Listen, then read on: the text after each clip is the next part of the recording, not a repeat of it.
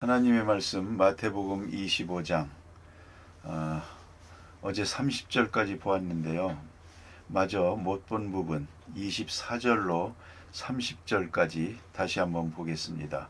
마태복음 25장 24절로 30절 다 함께 봉독합니다. 한 달란트 받았던 자는 와서 이르되 주인이여 당신은 굳은 사람이라 심지 않은 데서 거두고 해치지 않은 데서 모으는 줄을 내가 알았으므로 두려워하여 나가서 당신의 달란트를 땅에 감추어 두었었나이다. 보소서 당신의 것을 가지셨나이다. 그 주인이 대답하여 이르되 악하고 게으른 종아, 나는 심지 않은 데서 거두고 해치지 않는 데서 모으는 줄로 내가 알았느냐. 그러면 내가 마땅히 내 돈을 취리하는 자들에게나 맡겼다가 내가 돌아와서 내 원금과 이자를 받게 했을 것이니라 하고 그에게서 그 한 달란트를 빼앗아 10달란트 가진 자에게 주라.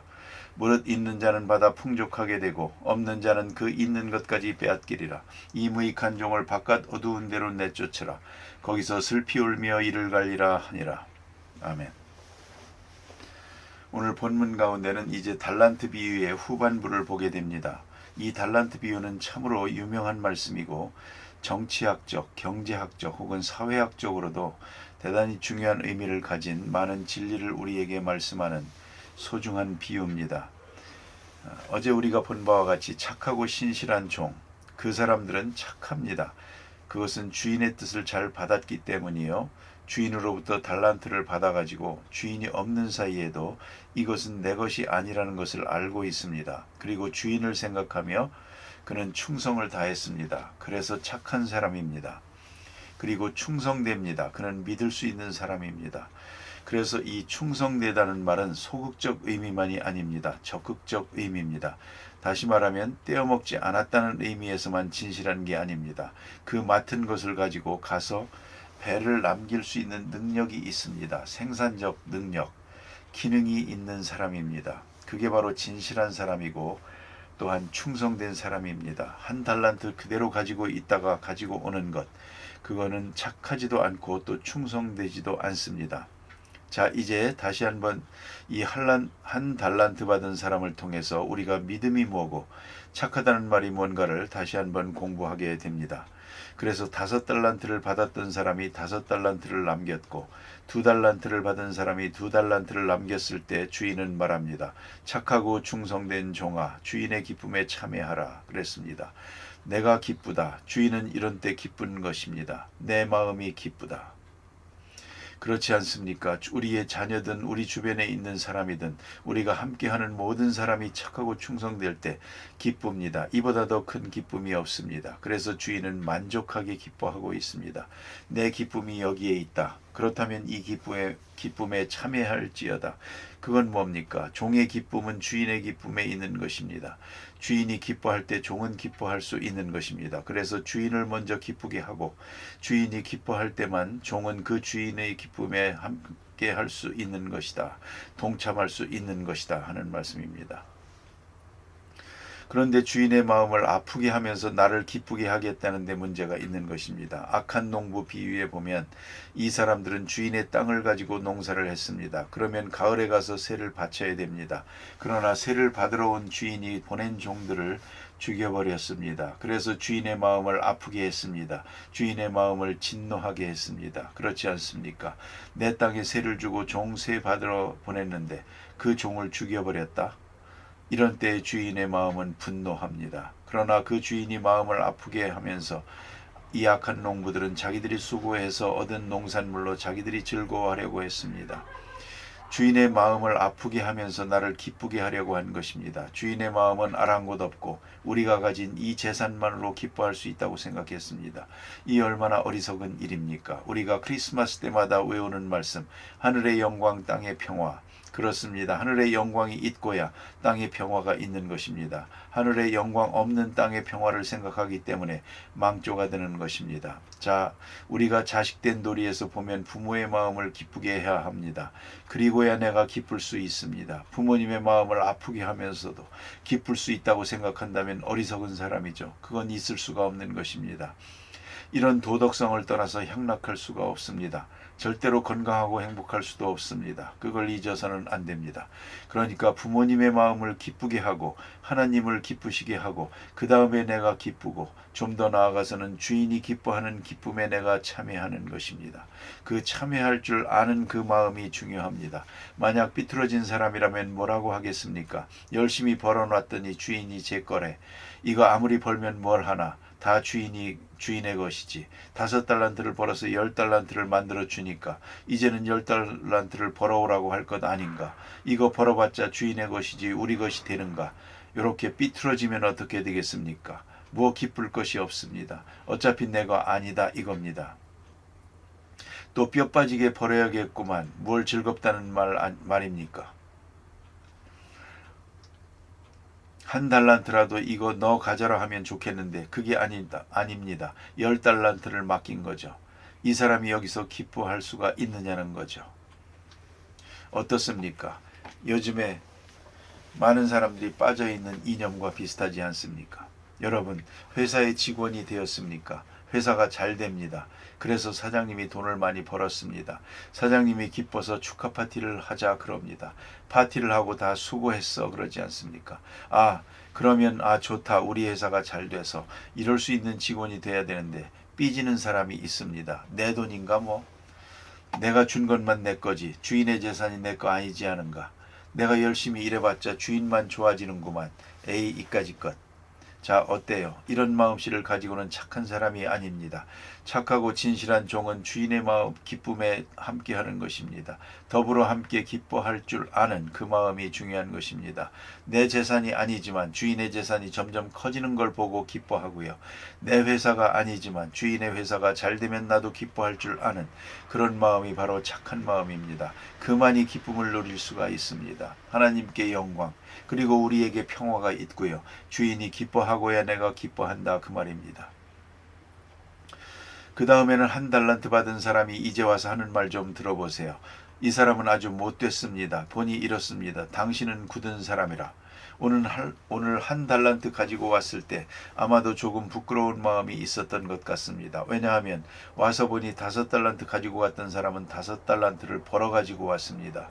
2달란트 받은 사람은 2달란트를 벌어 가지고 왔는데 자기는 1달란트를 땅에 묻어놨다가 그냥 가지고 왔으니까 조금 창피해졌거든요. 그 순간에는 적어도 아이고 잘못했다. 나도 1달란트를 벌어 가지고 왔어야 하는데 라고 생각 안 했겠습니까? 당연히 그런 생각을 했을 것 같습니다. 그때 이 사람 하는 말을 보니까 내가 1달란트를 그대로 가지고 온 것은 당신 책임이요 그럽니다. 책임을 주인에게 돌리고 있습니다. 당신은 굳은 사람이라. 여기 보니 심지 않은 데서 거두고 해치지 않은 데서 모으는 줄 알았다. 주인은 능력이 많습니다. 그러니까 능력이 많으신 분이 그까짓 1달란트쯤. 이게 문제가 되는 것입니다. 1달란트를 업신여겼습니다. 나를 업신여기고 약하게 보고 1달란트를 주셨는데 나도 이 주인이 준 1달란트를 업신여기겠다 그 말입니다. 주인은 부자요. 해치지 않은 데서 모으고 심지 않은 데서 거두는 그런 능력이 많으신 분인데 뭘 시시하게 날더러 요거 1달란트 주면서 벌어오라고 하시는 겁니까?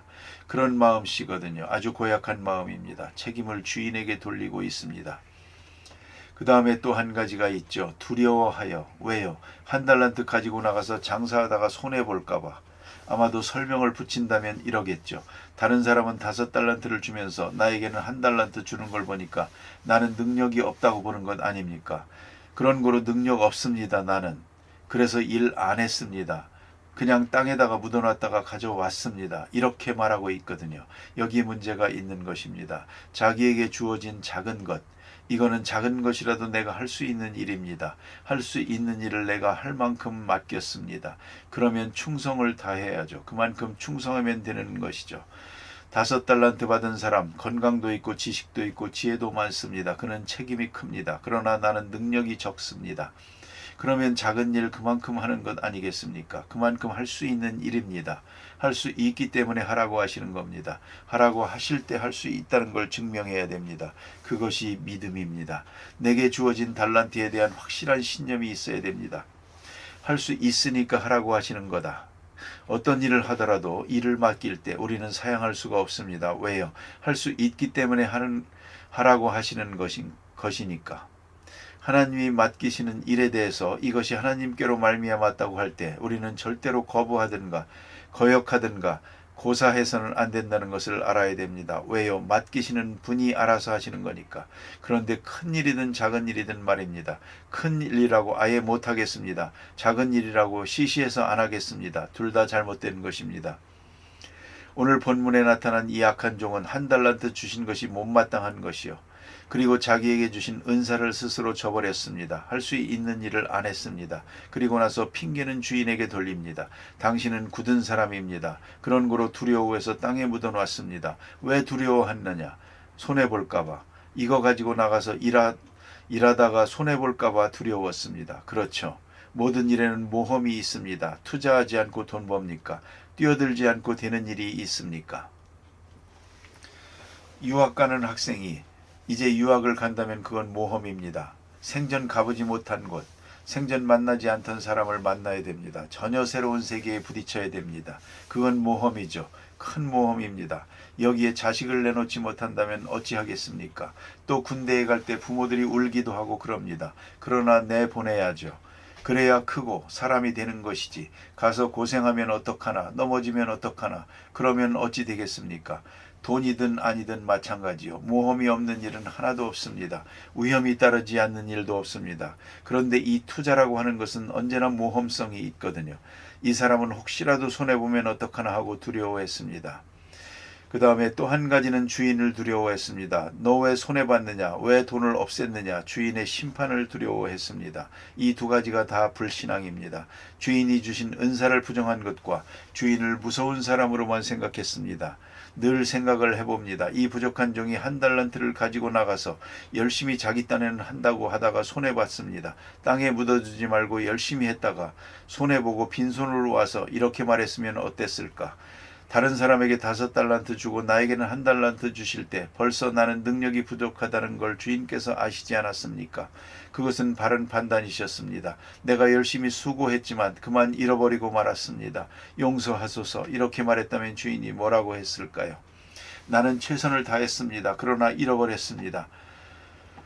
제가 믿기로는 주인은 또 1달란트를 주면서 try again. 다시 해보라고 했을 것 같습니다. 절대로 악하고 게으른 종이라고 말하지 않았을 것입니다. 왜 이 사람이 악하고 게으르냐? 우리가 게으르다는 말은 인정합니다. 그러나 악하다는 말은 잘 인정이 되지 않습니다. 다 잃어버리는 사람도 많은데 이 사람은 본전은 가지고 왔지 않습니까? 그러면 악하지는 않죠. 최소한. 그러나 주인은 악하다고 말합니다. 왜요? 책임을 주인에게 돌렸으니까.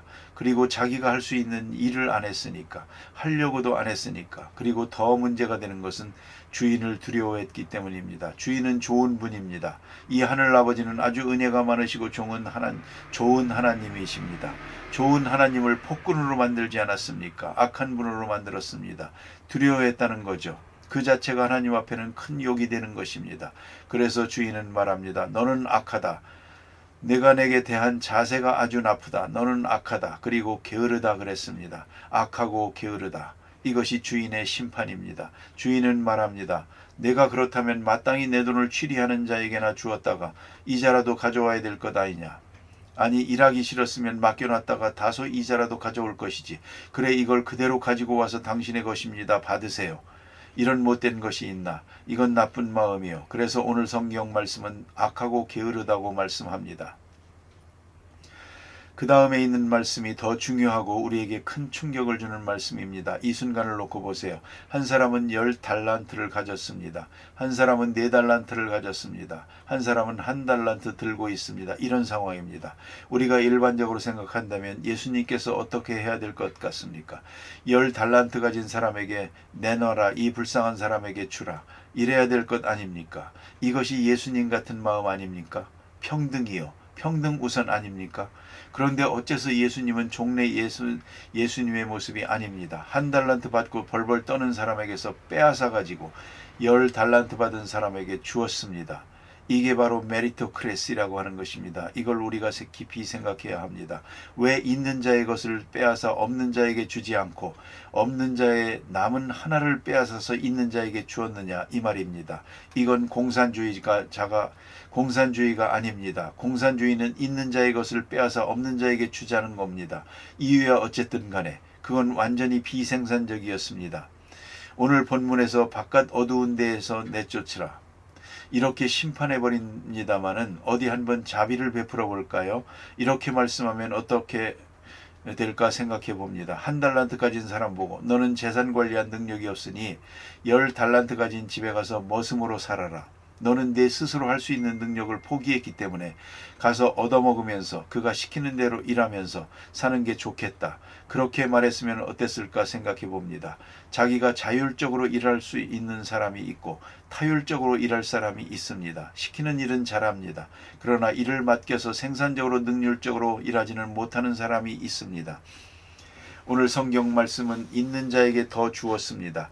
그는 더 큰 일을 할 수가 있기 때문입니다. 그러나 없는 자는 작은 것까지도 악하고 게으르기 때문에 빼앗겼습니다. 이것이 성경이 말씀하는 진리입니다. 여기서 평등을 말하고 있지 않습니다. 여기서 말하는 평등은 능력대로의 평등입니다. 나눠주는 평등이 아닙니다. 가진 자는 더 가지고 열심히 일하게 하고 못 가진 자는 못 가진 대로 심판을 받는 것입니다. 그것이 바로 평등입니다. 거기에 공의가 있습니다. 물리적인 평등을 말하고 있지 않다는 것을 꼭 잊지 말아야 합니다. 그래서 오히려 있는 자가 더 가지고 열심히 일하는 자는 더 가집니다. 모든 것으로. 게으르고 악한 자는 그 있는 것까지도 빼앗기더라 그 말입니다. 기도하십시다.